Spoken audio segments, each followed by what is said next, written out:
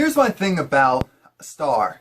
This show, I'm not sure if it came out at the right time because it's like the situation with Empire and then it coming on after Empire and the stuff that Lee Daniels said.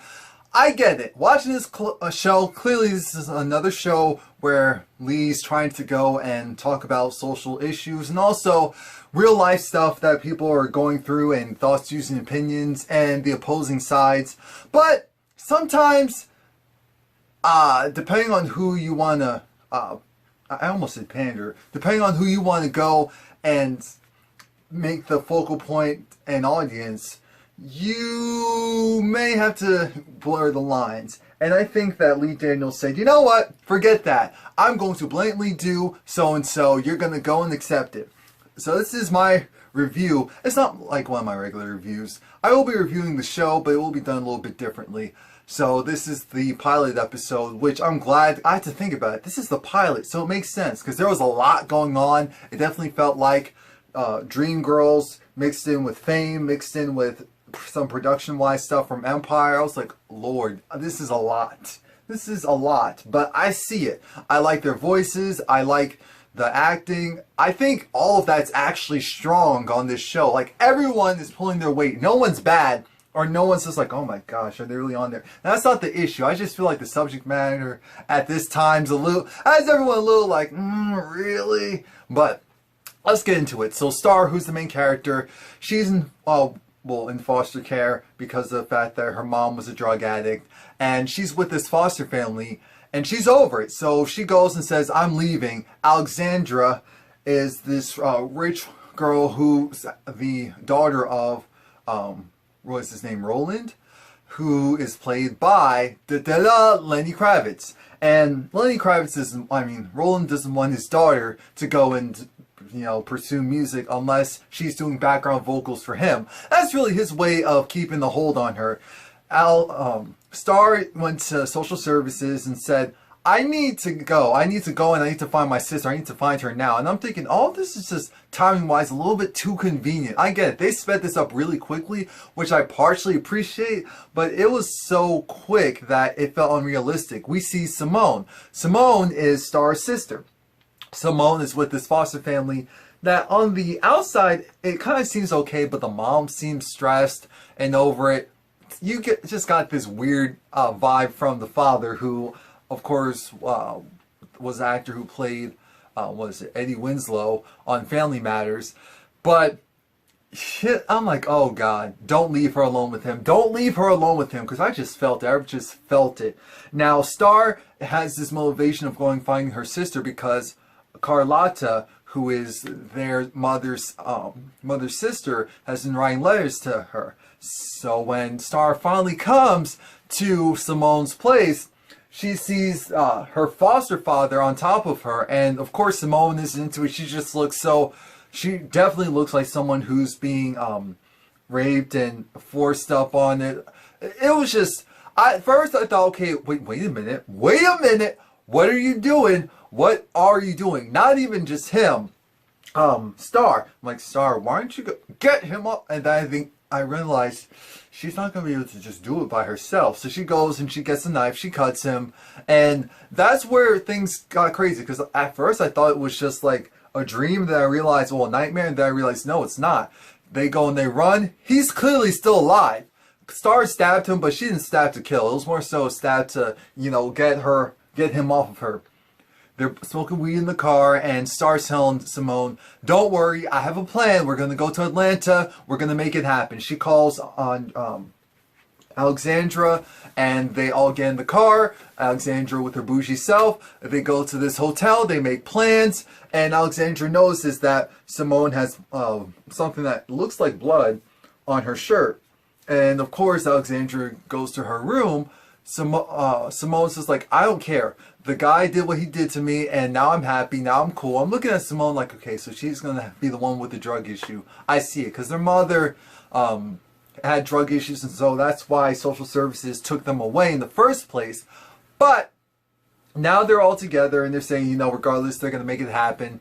While that's going on, Queen Latifah's character, Carlotta, comes into play. She's singing in that church. She was definitely singing in that church.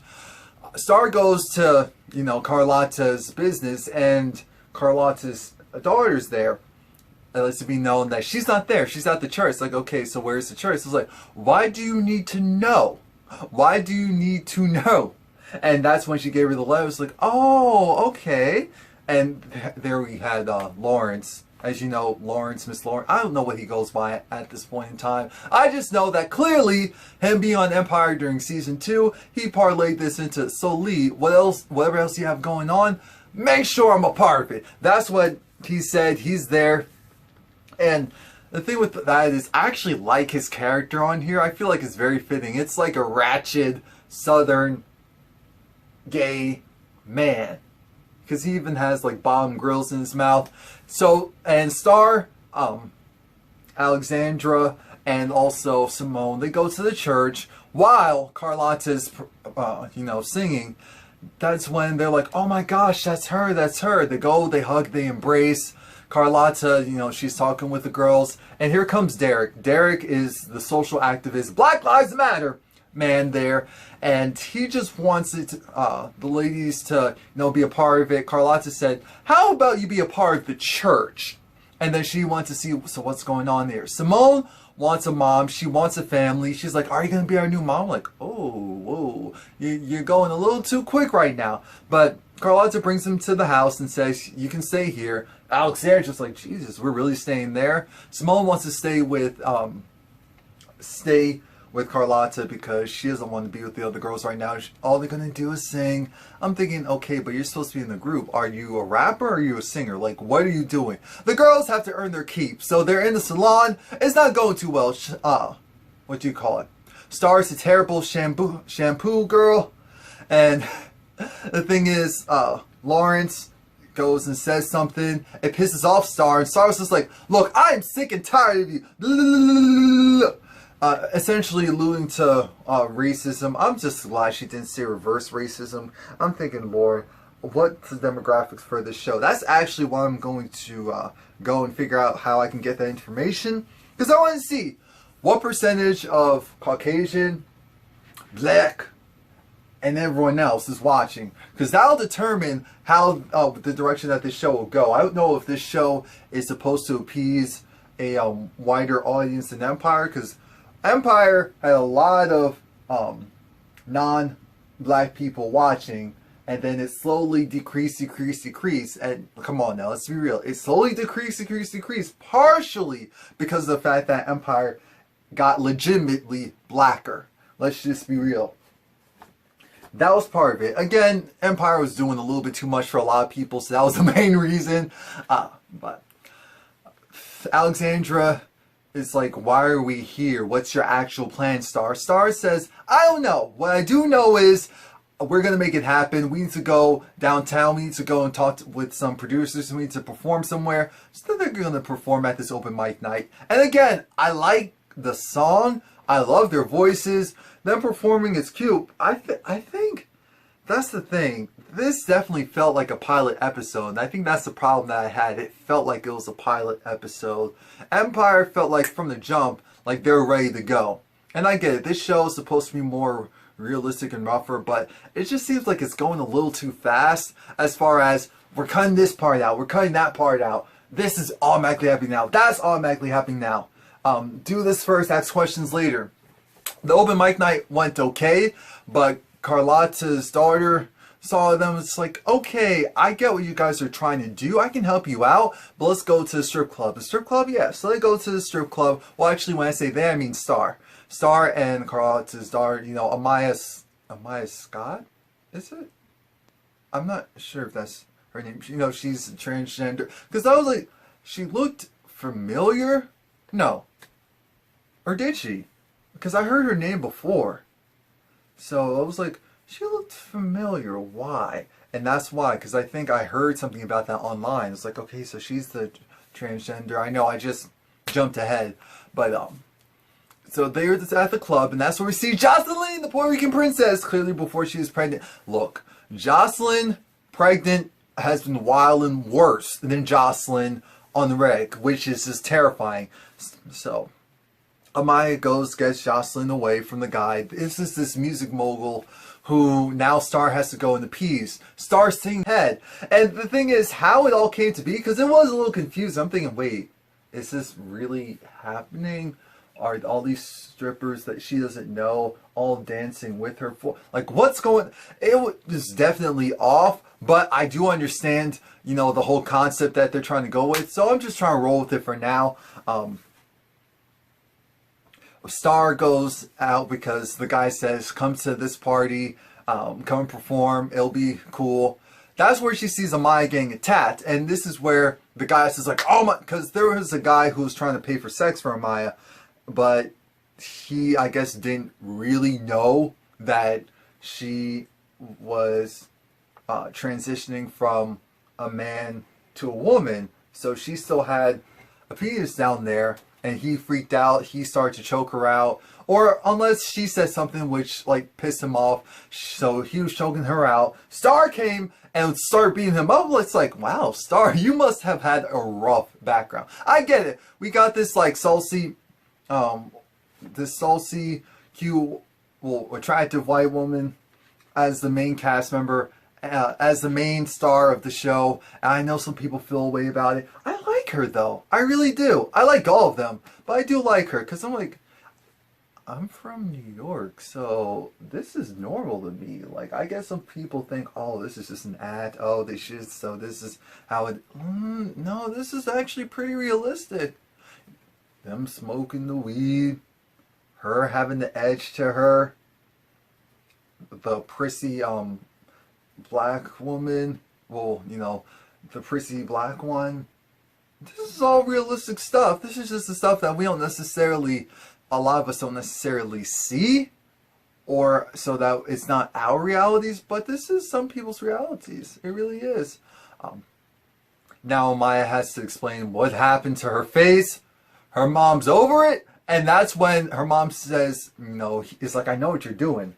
It was like, boys, like, boy, mama, girls. I was like, oh, yeah, okay, whatever. It is what it is.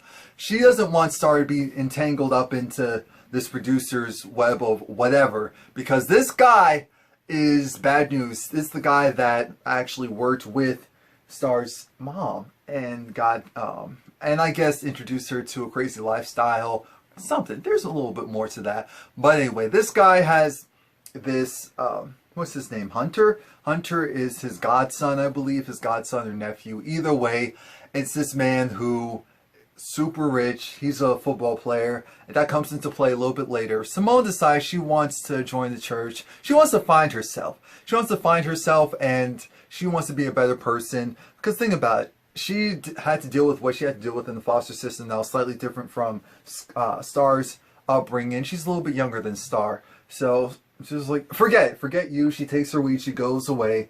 It is what it is. Alexandra's just like, what's wrong with her? I'm like, I can tell. There's something actually off with her. She's high all of the time, and that is a problem. Why was it that Carlita decided, I'm gonna go and talk to you. I'm gonna go and talk to the producer. Here's how this is gonna go. You hear that voice? Yeah, she's familiar, alright, because Star is so-and-so's daughter. Yeah, so I need to stay away from her, or else there's going to be some problems. The ladies still go to the event after all. They still get ready. Simone seems off, but we're going to go with she's there. She's already drinking. She's like, okay, this tastes like apple juice. I need something a little bit stronger. You got some vodka. Star's hitting on the football player. You know, getting where you fit in type of mentality.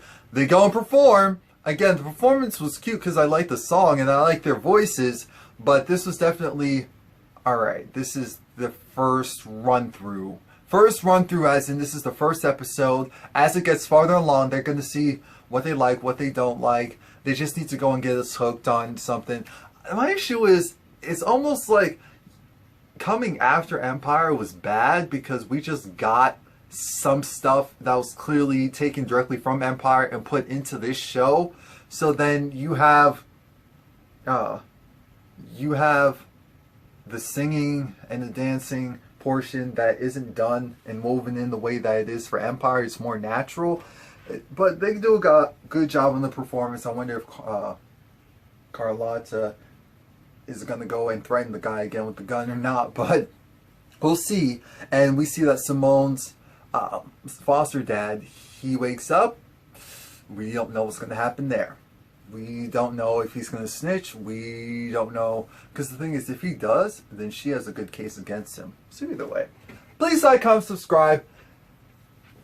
I am going to do reviews for this. It's going to be a little different. This is what it is.